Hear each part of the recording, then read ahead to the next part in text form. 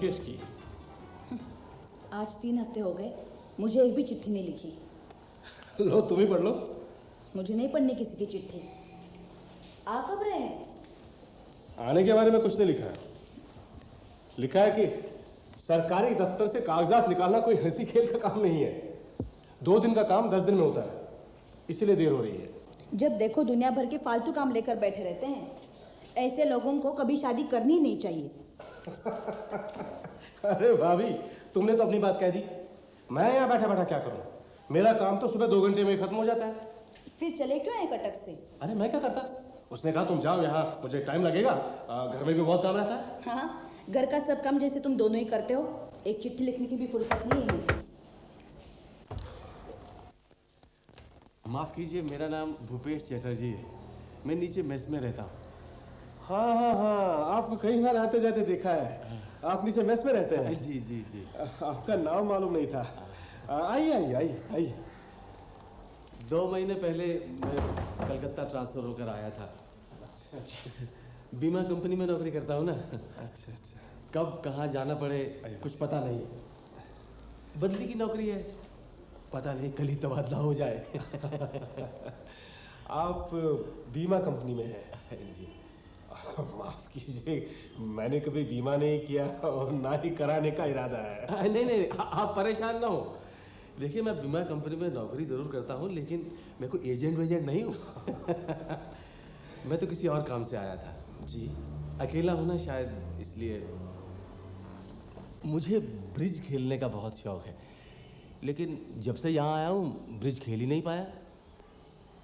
दिन ही नहीं करता। बड़ी मुश्किल से 2 आदमियों को तैयार किया है। वो हमारे ही मैच में नंबर 3 में रहते। अब 4था आदमी नहीं मिल रहा। यहाँ किसी को ब्रिज खेलने का शौक ही नहीं है। आप कह तो ठीक ही रहे।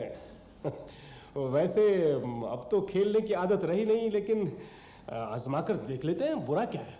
ये हुई ना बात। तो चलिए मेरे कमरे में चल के खेलेंगे, वहाँ सब इंतजाम है। आ जाइए। अरे राम बाबू, बनवाली बाबू, दोनों आ जाइए। आज मैं तिमंजले के अजीत बाबू को पकड़ लाया हूँ। आए अभी। आइए आइए आइए, यहाँ बैठिए, कुर्सी पे बैठिए, यहीं खेलेंगे। ये आज की 2 गड्डी रखी है, मैं जरा फटाफट चाय बना के लाता हूँ।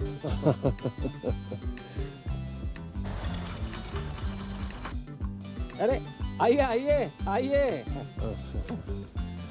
भाई मैं आप लोगों का परिचय करवा दूं। यह है रामचंद्र राय और ये है बनमाली चंद्र। अच्छा अच्छा, नमस्ते। दोनों एक ही कमरे में रहते हैं और एक ही बैंक में काम करते हैं। अच्छा। और आप हैं हमारे तिमंजले वाले अजीत बाबू, ब्योमकेश बाबू के साथी। बैठिए बैठिए बैठिए। आइए आइए। आप दोनों क्या मौसेरे भाई हैं? मैं बनिया हूँ और बनवारी बाबू कायस्थ हैं। अच्छा अच्छा अच्छा। चोर चोर मौसेरे भाई होते हैं, ये क्यों होने लगे? आप भी अजीत बाबू। अरे बस मैंने तो यूं ही चलिए पहले चाय पीजिए। अच्छा लीजिए, फिर खेल शुरू करते हैं। ठीक है। इतनी देर? 9 बज गए हैं, मालूम है? अरे भाभी, आज तो मजा आ गया। मैं तो सोच रहा था कि ब्रिज खेलना ही भूल गया हूँ, लेकिन जीत हमारी हुई। मालूम है, 2 आने जीता हूँ, 2 आने। 2 आने जीतो या 2 रुपए। इतनी देर बाहर मत रहा करो।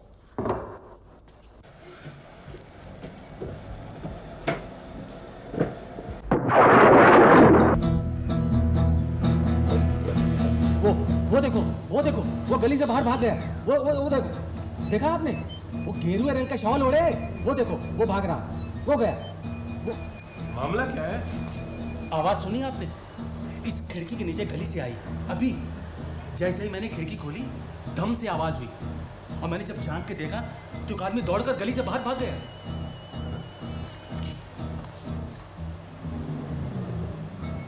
इस कमरे के ठीक नीचे वाले कमरे में एक सज्जन रहते हैं।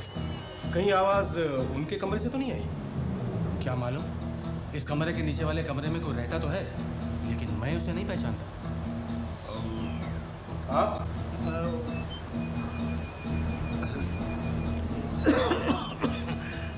जी नीचे वाले कमरे में नटवरलाल नस्कर रहते हैं। हाँ। फिर चलिए, अगर वो सज्जन नीचे कमरे में हैं तो उनसे पूछते हैं कि आवाज कहां से आई। ताला तो खुला है, लगता है अंदर ही है।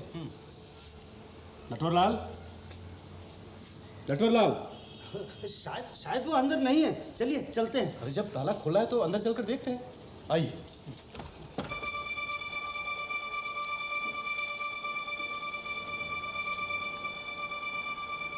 ये दरवाजे के पीछे लाइट का स्विच है, मैं लाइट जलाता हूँ।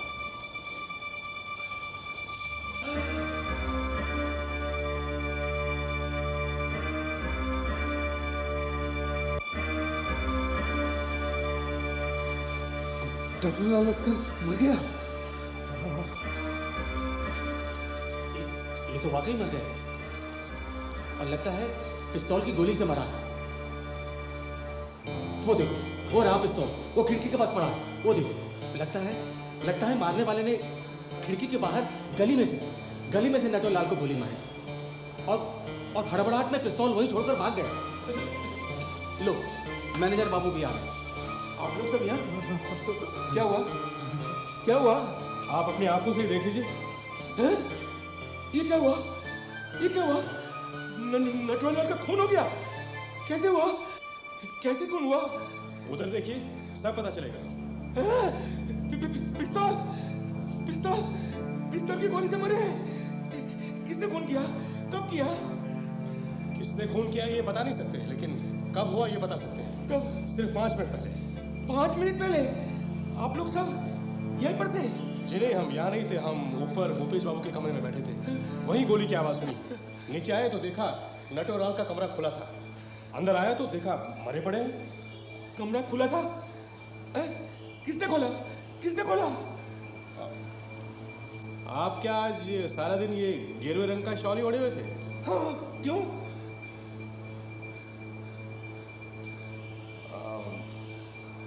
आप अभी घर से आए हैं या कहीं बाहर से आए हैं? क्यों? बस ऐसे ही पूछ लिया। हाँ, पहले से निकला हुआ हूँ, कुछ जरूरी काम से बाहर गया था, लेकिन अब क्या करूँ? क्या करें इसका? सबसे पहले तो हमको पुलिस को खबर करनी चाहिए। हाँ, बिल्कुल ठीक, बिल्कुल।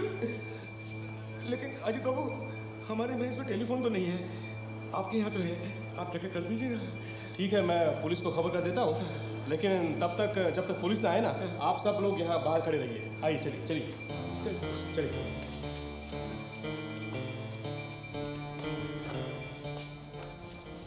अरे आज बड़ी जल्दी आ गए, खेलने नहीं गए? आज खेल नहीं हुआ भाभी, मेस में किसी आदमी का खून हो गया। जोमकेश को बुलवा रहे हो? नहीं, police inspector. Hello, inspector Goa है? जी हाँ, जल्दी दीजिए। हेलो, देखिए, मैं हैरिसन रोड से बोल रहा हूँ। मेरा नाम अजीत कुमार है, मैं ब्योमकेश बख्शी का साथी हूँ। जी, देखिए, हमारी बिल्डिंग में एक मेस है, वहाँ किसी आदमी का खून हो गया है। ब्योमकेश बख्शी खुद तहकीकात करते हैं, आपको तकलीफ नहीं देते, लेकिन वो कलकत्ते में नहीं है। जी हाँ, धन्यवाद। फौरन आ जाइए प्लीज।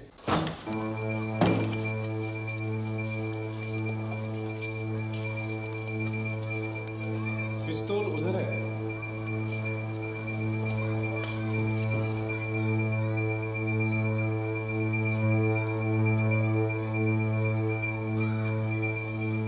सुनील, तुम इस लाश को पोस्टमार्टम के लिए हॉस्पिटल ले जाओ और तुम मेरे साथ आओ। चलो।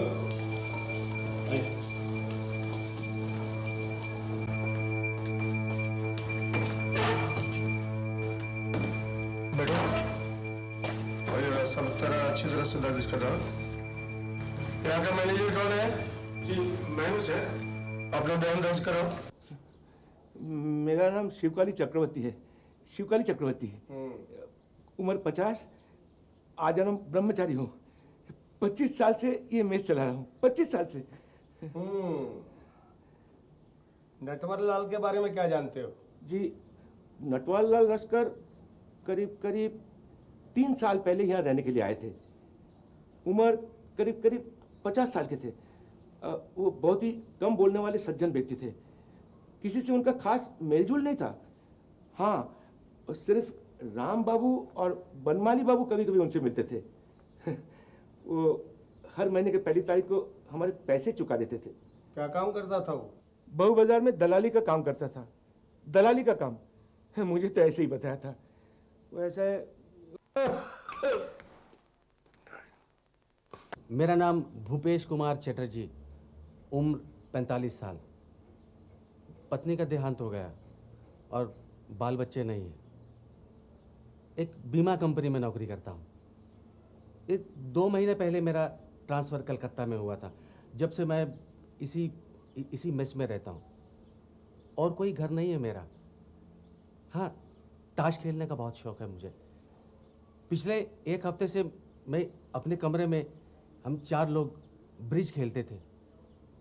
आज शाम को जब मैं अपनी खिड़की खोली तो नीचे एक बम से फटने की आवाज़ हुई। मैंने बाहर झांक के देखा तो एक आदमी को गेरुआ रंग का शॉल ओढ़े भाग रहा था। वो गली से बाहर भाग के चौड़े रास्ते की तरफ चला गया। कौन था वो, पहचानते हो? जी, वो भागते हुए की पीठ ही देखी थी। अब शक्ल से पहचानना तो मुश्किल है। ठीक है, चलो। जी, मेरा नाम रामचंद्र राय है। उम्र 46 साल। मैं देश विभाजन से पहले ढाका में रहता था। देश विभाजन के समय हुए दंगे में मेरा सारा परिवार मारा गया। मैं किसी तरह से अपनी जान बचाकर कलकत्ता चला आया। कलकत्ता आने से 4 साल से मैं इसी मेस में रह रहा हूँ।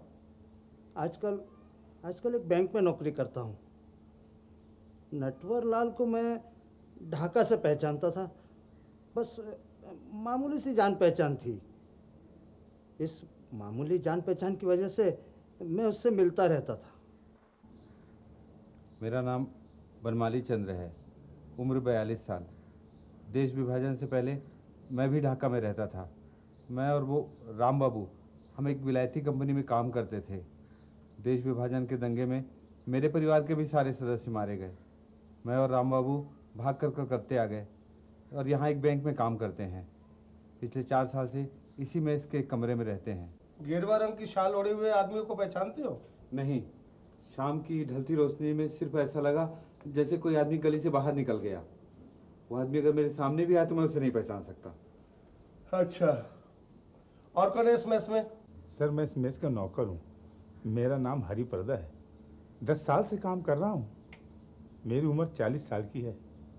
नटवर बाबू को जब भी कुछ ज़रूरत होती तो मैं उनकी सेवा किया करता था। बहुत ही सज्जन आदमी थे। शाम को जब खून हुआ था तब की बात बताओ। तब उसे देखा था? शाम को 6 बजे सुरेन बाबू ने मुझे बाहर से आलू की चाट लाने को कहा। जब चाट लेकर वापस मैं ऊपर जा रहा था तो नटवर बाबू के कमरे से कुछ आवाज़ें आ रही थी, जैसे झगड़ा हो रहा हो। कमरे का दरवाज़ा बंद था, इसलिए अंदर कौन था कुछ पता नहीं चला। तभी मुझे कुछ ऐसा लगा कि किससे नटवर बाबू झगड़ा कर रहे हैं। शाम को कौन गया था उसके कमरे में?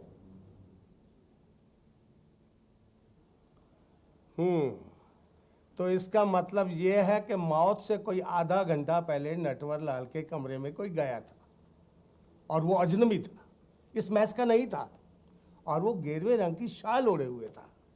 नोट करो, नोट करो, सब नोट करो।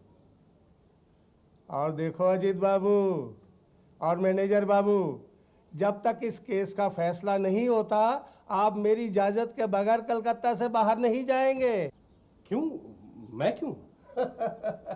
इसलिए कि मैनेजर बाबू गेरुए रंग की शाल लपेटे हुए हैं और आपकी शाल का रंग भी कुछ वैसा ही है। ये गेरुआ कहाँ है? ये तो कथे रंग की शाल है। दूर से यही गेरुआ लगता है, क्या समझे? चलो अब मैं खाना तलाशी लूंगा। और मेरे साथ। तुम एक काम करो, तुम इस नटवरलाल मृत्युकांड को तरतीबवार लिख डालो और जब वो वापस आ जाएंगे तो उन्हें पढ़ने को दो। देखो शायद कोई काम बन जाए। शाबाश भाभी, तुमने तो 1 लाख रुपए की राय दी। मैं भी शुरू हो जाता हूँ। अरे इस काम के सामने ताश कुछ भी नहीं है।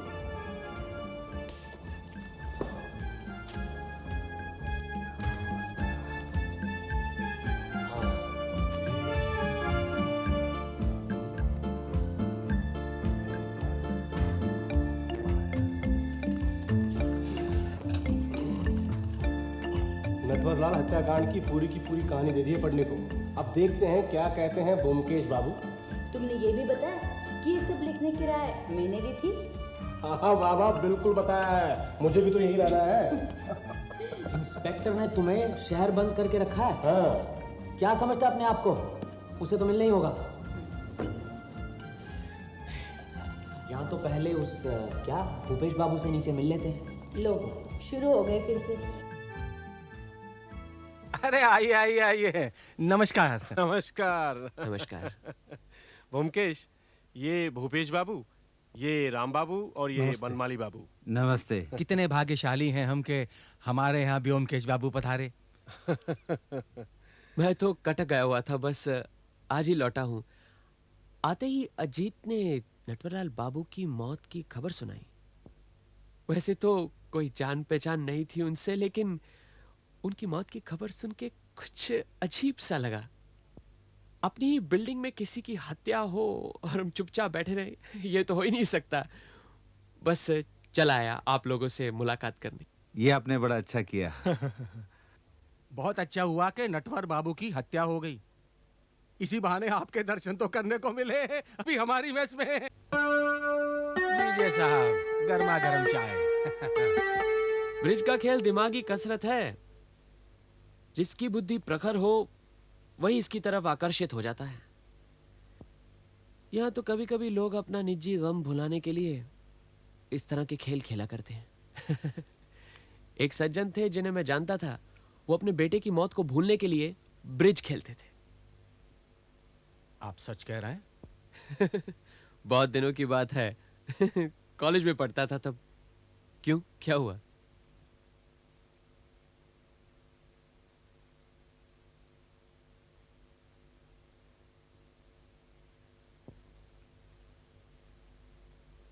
मेरे बेटे की तस्वीर है। आपका बेटा? जी, लेकिन गुजर गया। जिस दिन ढाका में दंगे फसाद शुरू हुए थे, ये स्कूल गया था, फिर लौट कर नहीं आया। आपकी पत्नी कहाँ है? वो भी गुजर गई। दिल की कमजोर थी, बेटे का गम बर्दाश्त नहीं कर सकी। अब तो सिर्फ मैं ही बचा हूं। 5-6 साल काफी होते हैं भूल जाने के लिए, लेकिन मैं नहीं भूल सका। ताश खेलता हूं, काम करता हूं, हंसी मजाक करता हूं, लेकिन फिर भी उनकी याद आती है। ब्योमकेश बाबू, क्या गम के भुलाने का कोई इलाज है? 2 इलाज है। एक तो मौत, जिसके साथ सब दुख तक मिट जाते हैं, लेकिन मौत का तो कोई भरोसा नहीं ना। इसीलिए एक और इलाज है। वो ये है कि आप जैसे हैं वैसे ही रहें। काम कीजिए जैसा आप कह रहे हैं, ताश खेलिए, हंसी मजाक कीजिए और रोज की समस्याओं से जूझते रहिए। अच्छा भूपेश बाबू, आप नटवरलाल के बारे में क्या जानते हैं? मैं नटवरलाल को बिल्कुल नहीं जानता। जिंदा अवस्था में तो मैंने उसको कभी देखा ही नहीं। हाँ, ये इन दोनों का नटवरलाल से कुछ परिचय था। जी वो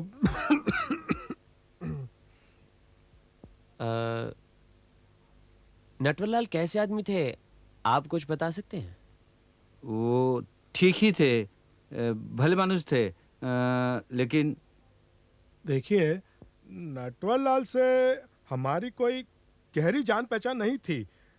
जब हम ढाका में रहते थे तो उनका मकान हमारे मकान से लगा हुआ था। बस इसीलिए उनसे तुम्हारी थोड़ी बहुत जान पहचान हो गई थी।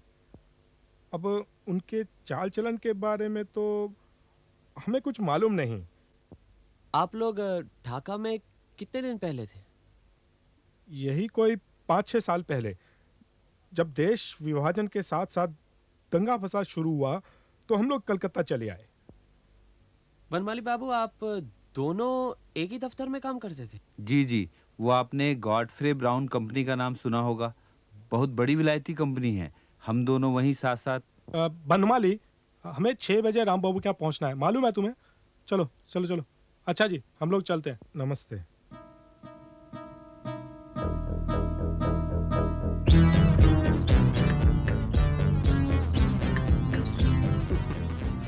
ब्योमकेश बाबू, आपके सवाल तो सीधे सीधे थे, लेकिन राम बाबू को आपकी कोई बात कहीं बुरी लगी है।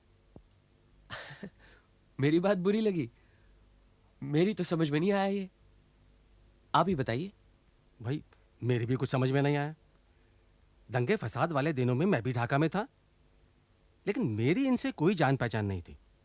इनके अतीत के बारे में मैं कुछ नहीं जानता। दंगों के वक्त आप भी ढाका में थे? हाँ, दंगे फसाद शुरू होने के 1 साल पहले ही मैं ट्रांसफर होकर ढाका चला गया था, और फिर पार्टीशन के बाद मैं यहाँ आ गया।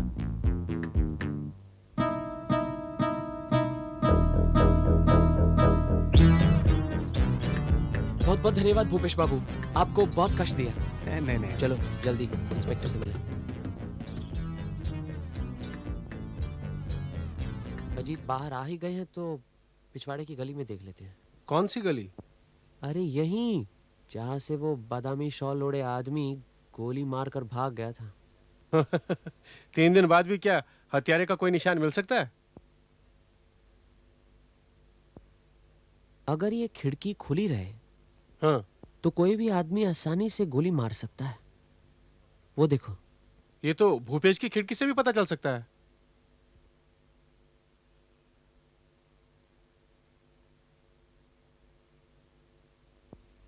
ये दाग कैसा है?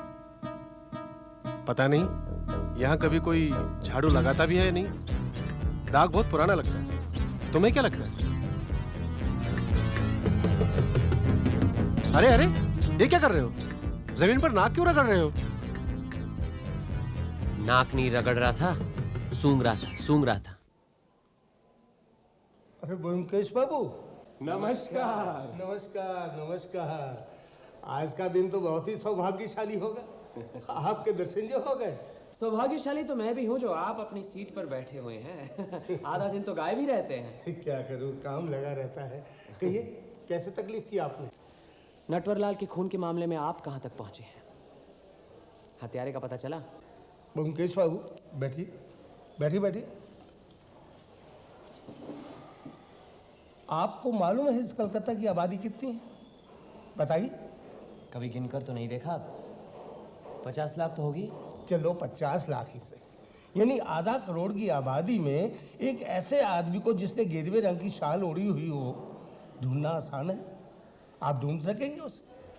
मेरे पास अगर सारे क्लूज मौजूद हों तो जरूर ढूंढ सकता हूँ। देखिए, वैसे तो बाहर के आदमियों को सारी बातें बताना कानून के खिलाफ है, लेकिन फिर भी मैं आपको बताता हूँ। पूछिए। नटवरलाल के रिश्तेदारों के बारे में कुछ पता चला? अखबारों में इश्तेहार दिया था, लेकिन कोई सामने नहीं आया।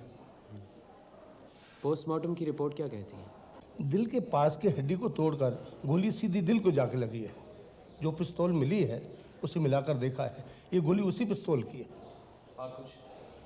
वैसे तो नटवरलाल का स्वास्थ्य ठीक था, सिर्फ एक आंख में रतौली निकलने वाली थी।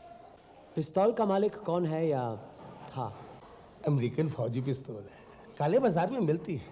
मालिक का पता लगाना बहुत मुश्किल है। कमरे की तलाशी में कुछ मिला? ज़रूरी चीज़ें जो मिली हैं उधर उस टेबल पर रखी। एक घड़ी है, नगद 5 रुपए हैं, बैंक की पासबुक है और अदालत की राय के कुछ कागजात हैं, वो सामने रखे हैं। अगर आप देखना चाहें तो देख सकते हैं।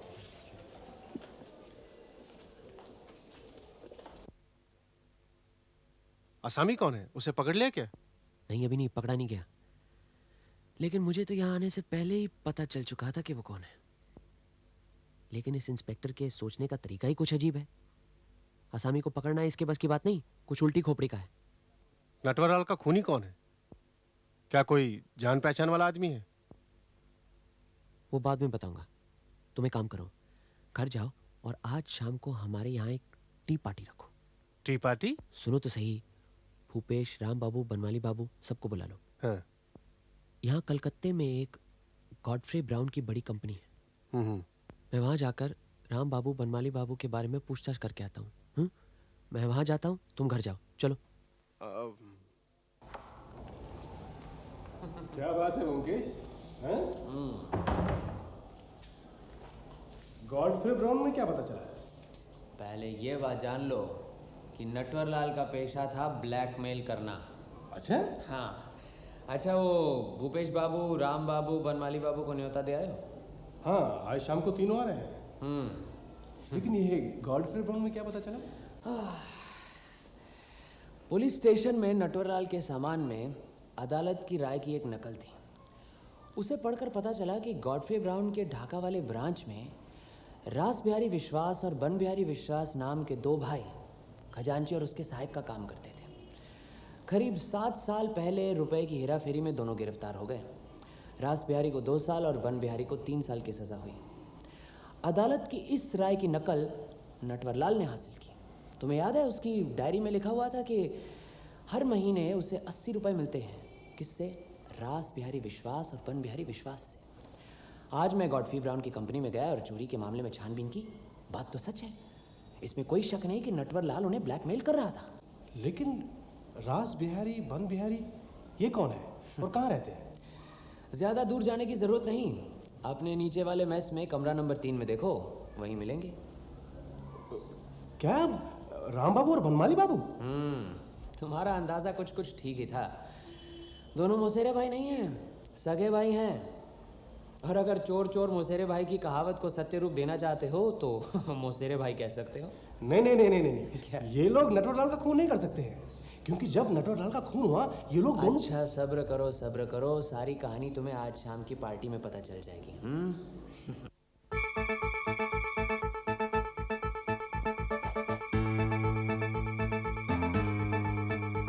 आइए भूपेश बाबू, बैठिए। भाई अगर आप लोग चाहें तो खेलने का इंतजाम यहीं हो सकता है। नमस्कार। आज ही पुलिस स्टेशन गया था इंस्पेक्टर गुहा से मिलने, नटवरलाल हत्याकांड के सिलसिले में। हाँ भाई, कुछ पता चला? नहीं, अभी कुछ नहीं। अरे तुम तो कह रहे थे कुछ पता चल गया। नहीं, बात हो रही थी कि कुछ पता चला या नहीं। धन्यवाद। बन बिहारी बाबू, आप भी लीजिए ना। मैं सिगरेट नहीं पी। मेरा नाम? मैं जानता हूं कि आप दोनों सगे भाई हैं। आप दोनों का असली नाम रास बिहारी विश्वास और बन बिहारी विश्वास है। नटवरलाल आप दोनों को ब्लैकमेल कर रहा था। हर महीने आप दोनों से 80-80 रुपए ऐंठ रहा था। ठीक है ना? नटवरलाल बड़ा शैतान आदमी था। ढाका में रहता था, लोगों को दिखाता था कि दलाली का काम कर रहा है। असल में वो लोगों को ब्लैकमेल कर रहा था। जब उसे पता चला कि आप दोनों चोरी के मामले में जेल गए हैं, तो उसने आगे की सोचकर अदालत की राय हासिल की। मुझे पूरा यकीन है कि हर चोरी के मामले की अदालत की राय इकट्ठी कर रखी थी। न जाने कौन सी कब काम आ जाए। फिर जब आप जेल से निकलकर नई नौकरी करेंगे, आप लोगों को ब्लैकमेल करेगा, आप लोगों से रुपए ऐंठेगा। लेकिन तब देश का बंटवारा हो गया।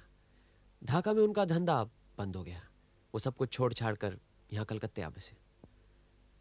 नया शहर था, काम शुरू किया। कानूनी या गैर कानूनी कुछ भी जम नहीं पा रहा था। संयोग की बात है कि वो इसी मेस में आया। आप लोगों को देखा, पहचान गया। उसने पता लगाया कि आप दोनों अपना असली नाम छुपाकर किस बैंक में काम कर रहे हैं। उसने कहा होगा, पैसे फेंको वरना बैंक में बतला दूंगा। आप लाचार थे, पैसे देना शुरू किया। लेकिन नटवरलाल से छुटकारा पाने का एक ही रास्ता था, किसी तरह नटवरलाल का खून हो जाए। दुहाई व्योमकेश बाबू, हमने नटवरलाल की हत्या नहीं की है। नटवर की जब मौत हुई, हम भूपेश बाबू के कमरे में थे। ठीक है, हम आपकी बात मान लेते हैं, लेकिन आप दोनों बैंक में काम करते हैं। अगर वहां कभी रुपयों की गड़बड़ी हुई तो मुझे आप दोनों की असलियत बतानी पड़ेगी। जिंदगी में एक बार गलती हो गई, बार बार नहीं होगी सर, बार बार नहीं होगी। ठीक है, आप आश्वासन दे रहे हैं, मान लेते हैं। अजीत और मैं अपना मुंह बंद रखेंगे। आप हमारे लिए आज भी राम बाबू, बनमाली बाबू रहेंगे। मैं आपकी दया दृष्टि जिंदगी भर नहीं भूलूंगा। आज आज कुछ अच्छा नहीं लग रहा है। मन भी बहुत बेचैन सा हो रहा है। मैं आपसे आज्ञा चाहूंगा। मैं जाकर कुछ सोना चाहता हूँ। ठीक है, जाइए। मैं भी भैया के साथ जाता हूँ, कोई जरूरत हुई तो। हाँ, जरूर।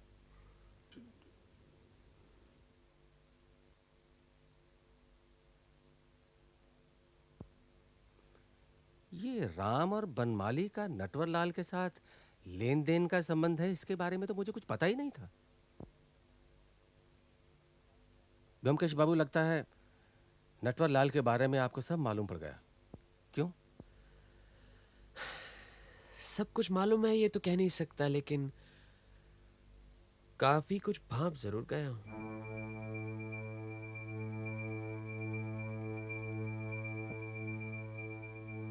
आपको जो कहना है वो कहिए। अगर कहीं संशोधन हुआ तो मैं बता दूंगा। अजीत, तुमने जो नटवरलाल की मौत के बारे में बयान लिखा था, उसे पढ़कर ही मुझे खटका सा लगा। पिस्तौल की गोली की आवाज बम या पटाखे की आवाज जैसी नहीं होती, लेकिन ये बात तो साफ है कि नटवरलाल की मौत पिस्तौल की गोली से हुई। उधर नटवरलाल की खिड़की में पिस्तौल मिली। सवाल ये उठता है कि हत्यारा वहां खिड़की में पिस्तौल क्यों छोड़ गया। इसकी वजह मुझे कुछ समझ में नहीं आ रही थी। मुझे लगा कि इस सहज और स्वाभाविक माहौल की आड़ में जरूर जबरदस्त धोखा है। फिर आज जब हम पुलिस स्टेशन गए तो लगा चलो गली में भी देख लें, शायद कोई क्लू या निशान मिल जाए। और हमें निशान मिला। वहां नटवरलाल की खिड़की के पास नीचे गली की जमीन पर पटाखे फटने का एक भूरा सा दाग मिला। नीचे सुनकर देखा तो हल्की सी बारूद की बू भी आ रही थी। इसका मतलब है कि किसी ने ऊपर से पटाखा फेंका। ऊपर यानी कि भूपेश बाबू के कमरे से। अब आते हैं भूपेश बाबू के कमरे में। उस दिन शाम को भूपेश बाबू अपने कमरे में गए। रात को बन बिहारी और रास बिहारी ताश खेलने आए, लेकिन अजीत के बिना खेल शुरू नहीं हो पाया। 2-3 मिनट बाद अजीत के कदमों की आहट सुनते ही भूपेश बाबू खिड़की की तरफ गए। साथ ही साथ एक धमाकेदार आवाज सुनाई दी। रास बिहारी और बन बिहारी भी खिड़की की तरफ भागे। भूपेश बाबू चीख उठे, अरे वो देखो गली से भाग रहा है, गेरुआ शॉल ओढ़े हुए। रास बिहारी बन बिहारी ने झांक कर देखा। वहां जहां गली बड़े रास्ते से जा मिलती है तो लोग आ जा रहे थे। अब अगर कोई कोशिश करे तो इस तरह की गलतफहमी पैदा करना तो बड़ा आसान था। फिर महस के नौकर ने बताया कि शाम को नटवरलाल के कमरे से कुछ आवाजें आ रही थी। ऐसी आवाजें जैसे कोई झगड़ा कर रहा हो। अभी हो सकता है कि उस वक्त जो नटवरलाल के कमरे में था, खून उसी ने किया है। अपने बचाव के लिए मौत का समय 20 या 25 मिनट आगे बढ़ा दिया। 20 या 25 मिनट का फर्क पोस्टमार्टम की रिपोर्ट से पकड़ा नहीं जाता। बस ये बातें सोचकर मुझे ऐसा लगा कि खून करने वाला बाहर का आदमी नहीं, बल्कि अंदर मेस का कोई है। बस ये सब सोचकर मैं भाप गया कि सारा शक आप पर पड़ता है भूपेश बाबू, सिर्फ आप पर। उस शाम को करीब 6 बजे आप अंधेरा होते ही चुपचाप नीचे उतरे। आपके हाथ में पिस्तौल थी। आप नटवरलाल के कमरे में गए। बातचीत हुई, गर्मा गर्मी हुई और आपने पिस्तौल निकालकर उन्हें गोली मार दी। फिर आपने खिड़की खोलकर पिस्तौल वहीं अटका दी और चुपचाप अपने कमरे में वापस आ गए। फिर रास बिहारी बन बिहारी आपके कमरे में आए ताश खेलने के लिए। आपने जाकर अपनी खिड़की खोली, पटाखा फेंका, धमाके सी आवाज सुनाई दी। बन बिहारी रास बिहारी खिड़की की तरफ भागे। फिर आपने उस गेरुआ चादर ओढ़े काल्पनिक आदमी की कहानी सुनाई। फिर क्या, पुलिस आई, लाश लेकर चली गई। खेल खत्म। क्यों, कहीं कुछ रह गया क्या? नहीं, सब ठीक है। गलती मुझसे हुई थी। आप इतनी जल्दी लौट आएंगे ये मैंने सोचा भी नहीं था। मैंने सोचा था जब तक आप वापस आएंगे तब तक ये खून का मामला ठंडा पड़ जाएगा।